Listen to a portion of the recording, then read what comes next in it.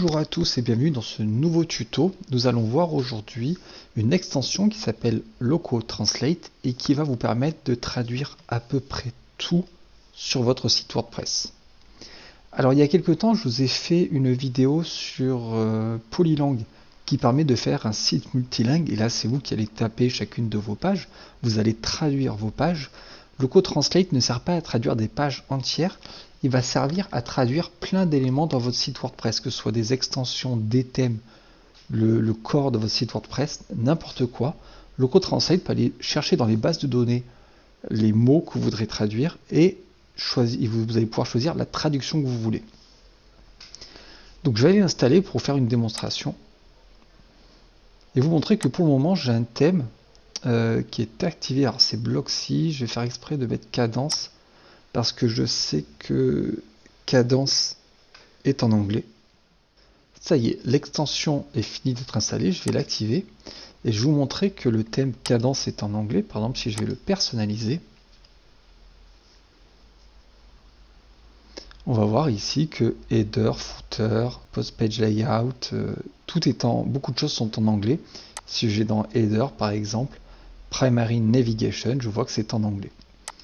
Je vais pouvoir aller dans mon Loco Translate et aller voir des thèmes ou des extensions, parce que là je vais vous faire l'exemple avec un thème, mais ça pourrait être une extension, par exemple une extension de booking ou de réservation de créneaux d'horaire.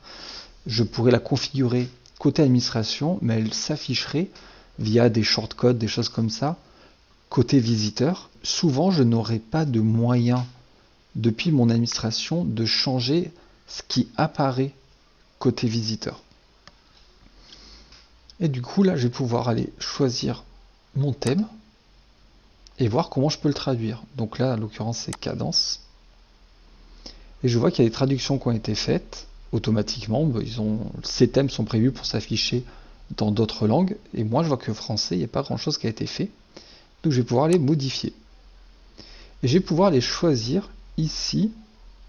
Je vois tous les termes qui sont utilisés dans mon thème Cadence. Et je pourrais aller changer ces termes-là. Par exemple, ici, je vois Primary Navigation, je vais pouvoir cliquer dessus et voir que là, Primary Navigation, c'est en anglais, et proposer une traduction en français. Barre de navigation principale. Et je vais pouvoir ici dire que je veux enregistrer mon changement. Et je vois ici Primary Navigation, quand je vais recharger ma page. Hop, Primary Navigation est bien devenu barre de navigation principale. Donc là, je vous ai fait l'exemple pour traduire un élément dans un thème. Je pourrais comme ça traduire tout le thème ou toute extension que je pourrais installer sur mon site WordPress. Je pourrais traduire les termes qui sont côté administration, mais aussi les termes qui seraient côté visiteur.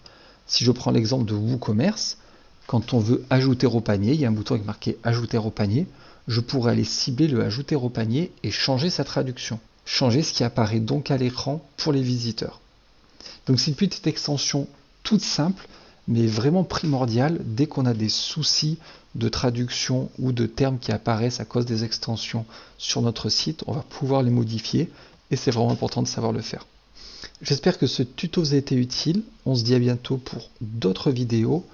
N'hésitez pas à liker, commenter, partager, vous abonner à la chaîne, c'est ce qui montre à YouTube que je fais du bon boulot, que c'est utile à des gens, et du coup elle va le proposer ces contenus à de plus en plus de personnes, et ce sera notamment grâce à vous.